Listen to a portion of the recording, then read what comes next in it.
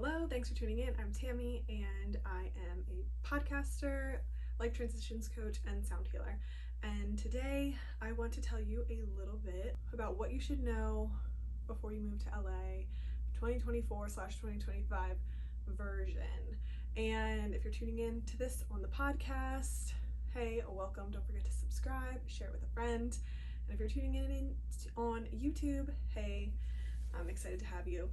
So before we jump in, I want to let you know about To Be Magnetic. This is a website and you have the Pathway membership, and this allows you access to all of the workshops. So you can work on things like Unblock Love, Unblock Inner Child, Unblock Shadow, and these help you get to your subconscious mind, reprogram so that you can actually change these neural pathways and thus make change in your life.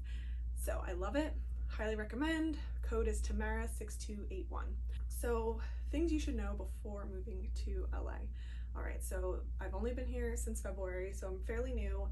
And again, this is coming from the perspective of somebody that is single, not married ever, and no children. So I'm also not a medical professional as well, so anything that you hear in here comes from my experience and not from any medical advice. First things first, LA is basically a big suburb. So if you're thinking of, you've been in New York and you're like, wow, city life, vibrant, hustle bustle, and then you think of LA, they are completely different. You cannot compare. They are like an apple and an orange, okay? Yes, they are both cities with big populations, but East Coast cities are definitely different from my experience from West Coast cities, okay? So LA is a large suburb.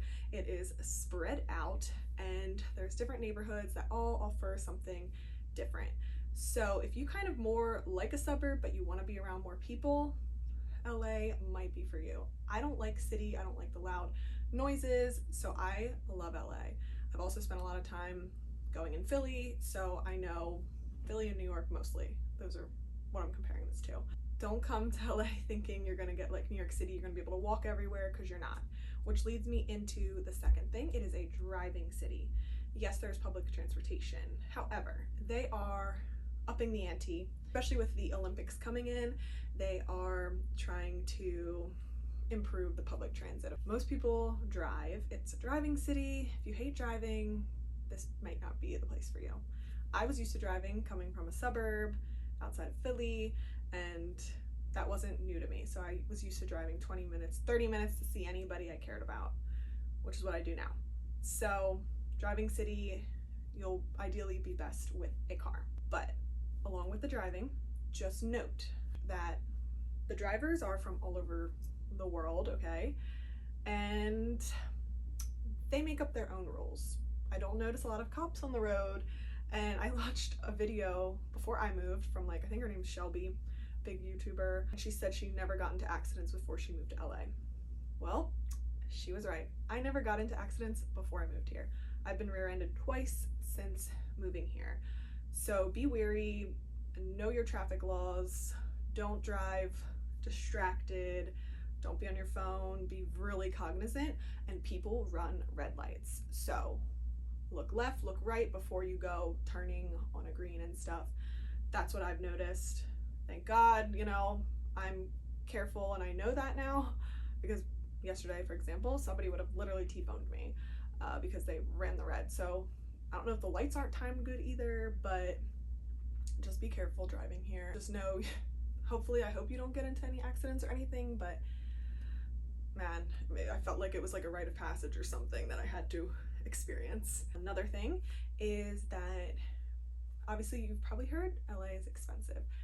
It is not a minimum wage city, so you won't be able to survive on minimum wage. And I mean, I don't think really you can in any city in the country, but here definitely it will be a struggle. I mean, I don't personally use like the government funds. I know I have before. I've used like food stamps when I was doing AmeriCorps and stuff, so I know that is like accessible for people. I'm not very familiar and well versed with it, but I just know that if I was making minimum wage, I would not be able to survive here. So keep that in mind coming here. Maybe you do freelance work too, that's great, but it'll definitely, it might be a place where somebody might need multiple jobs if we're not, you know, a lawyer or making six figures. Another thing is that just don't think that LA is all influencers and glamour and stuff.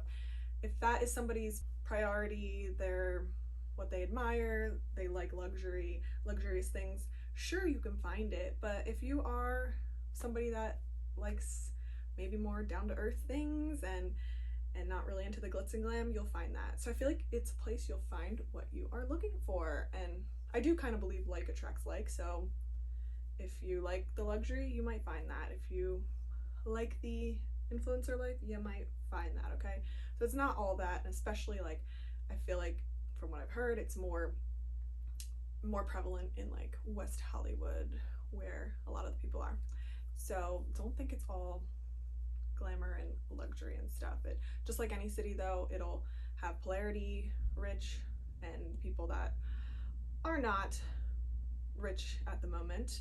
And but it'll be even more apparent and more obvious that like the different classes and stuff, which is something that like was a little bit shocking for me when I moved here. I was like, whoa, like I'm not used to seeing like people having a Lambo, but then the person 5 yards away is on the street corner unhoused. So that was a little bit jarring for me to see. So my personal advice before moving here, figuring out like what's your why for wanting to move here, and where did you kind of get this image of LA? Was it movies? Was it TV shows and stuff?